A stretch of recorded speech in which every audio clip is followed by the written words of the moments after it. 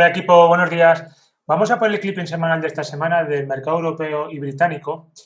Comenzamos con el lunes día 26 de julio, donde venimos de una noticia de la semana anterior, donde el Banco Central Europeo anunciaba una continuidad con su política monetaria y el levantamiento de restricciones en el pago de dividendos. Esto en la sesión del lunes pues, se vio reflejado sobre todo en los valores bancarios. En Alemania se publicaba el índice de confianza del clima de negocios, IFO, que determinaba el índice de confianza empresarial y las condiciones de la zona euro, que era peor de lo esperado.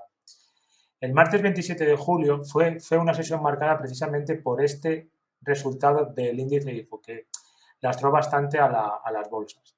El miércoles 28 continuamos con sesión en negativo debido a varios factores, como la caída en las bolsas chinas y nuevas normas regulatorias que quieren imponer en determinados sectores. El clima del consumidor en Alemania, el índice GfK, que mide el nivel de confianza de los consumidores en la actividad económica, era peor de lo esperado. El jueves 29 de julio se anunciaba el dato de desempleo en Alemania, que era mejor de lo esperado. Y Reino Unido eximía de cuarentena a los visitantes de la Unión Europea y de Estados Unidos que estuvieran doblemente vacunados. Y por último, el viernes 30 de julio, hay bastantes datos macros, entre ellos de Francia y de Alemania y de la zona euro, como son el PIB de Francia, que es el 0,9% frente al 0,8%, mejor de lo esperado, el PIB de Alemania, el 1,5% frente al 2%, peor de lo esperado, y de la zona euro tenemos dos datos, el PIB y la tasa de desempleo. El PIB es el 2% frente al 1,5%, mejor de lo esperado, y la tasa de desempleo de la zona euro un 7,7% frente a un 7,9%, que también es mejor de lo esperado. Bueno, equipo, este ha sido el pequeño resumen del mercado europeo y británico. A continuación doy paso a mi compañero Morris, que os hará un resumen del mercado americano. Gracias. Muchas gracias, David, por la introducción. Vamos al otro lado del charco y vamos a hacer el repaso del clipping semanal de Estados Unidos. Antes de comenzar, ¿no?, la situación en la que estamos viviendo de momento, todo lo que se ha comentado también en las newsletters anteriores es en general la inflación, el miedo que está todavía, que sigue ahí, la nueva variación del Delta. Hay que tenerlo en cuenta, obviamente, a nivel mundial, y sabemos que los americanos en descontar estas cosas y reaccionar son muy hostiles, ¿no? Empezamos con el Monthly New Residential Sales de junio, ¿no? Hay también uno de months over months, pero nosotros nos vamos a fijar solo en el mensual de momento. Vemos que han bajado un poco, ¿vale? Es decir, si ahí vemos ese gráfico desde principios, si lo comparamos en junio del 2020, pues más o menos está en la misma línea, por mucho que en los últimos meses han tenido un aumento espectacular, ¿vale? Pero el porcentaje de la bajada en el mes no es significativo para nada.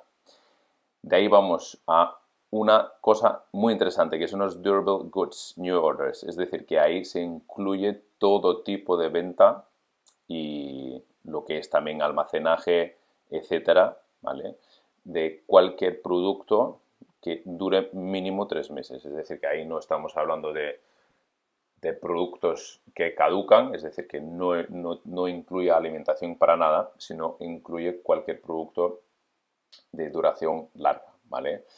Y en comparación con mayo ha bajado, ¿no? Si cogemos aquí el porcentaje, es un porcentaje interesante, pero sí, a nivel de billones no ha cambiado mucho, ¿de acuerdo? Y si vemos aquí el gráfico, desde julio de 2020, como se ha estancado en toda esa época, y ahora en mayo vemos otra vez un pique al alza. También hay que tener en cuenta que es verano, ¿no? Es decir, que lo típico, muchas empresas cierran de vacaciones, la gente se va de vacaciones, etcétera, etcétera. Entonces, ese tipo de producto de compra se va variando según en la estancia que se encuentran también durante el año, ¿vale?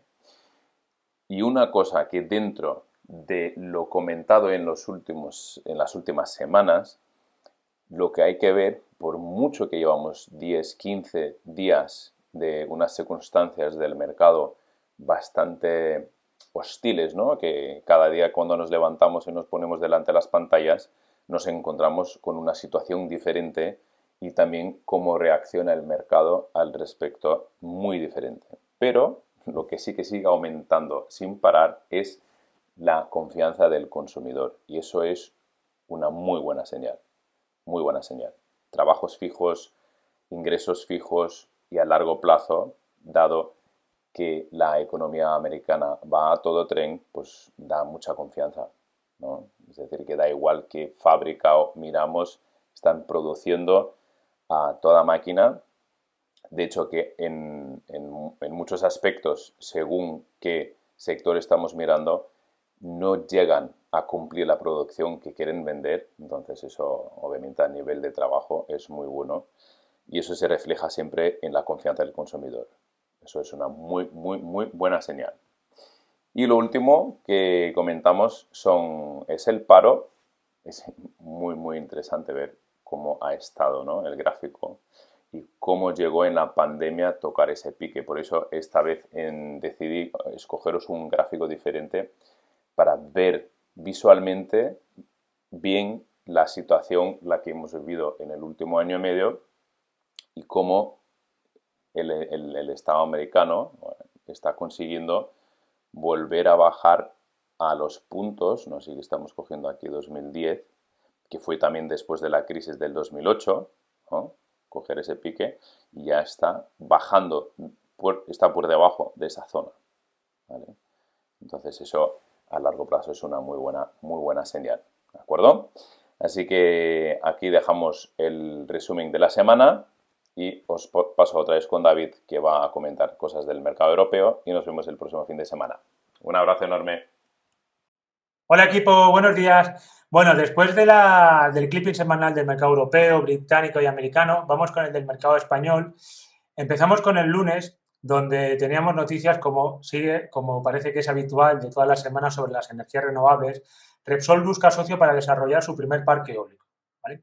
Y luego una noticia que está bastante de actualidad son las SPAC, donde la CNMV exige 50 inversores para lanzar una SPAC, ¿de acuerdo? Una SPAC es una empresa creada con el único propósito de recaudar fondos mediante su oferta pública de venta para después usar ese dinero para adquirir y fusionarse con una empresa privada.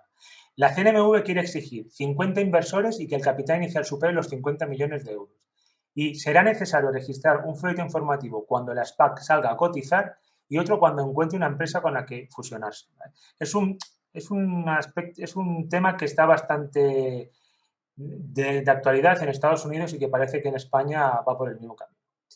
El martes 27, Almirall presentaba resultados que caía con fuerza en bolsa tras dar pérdidas por un fármaco en Estados Unidos. Como se puede ver en el gráfico, tuvo un descenso en el día del 12%.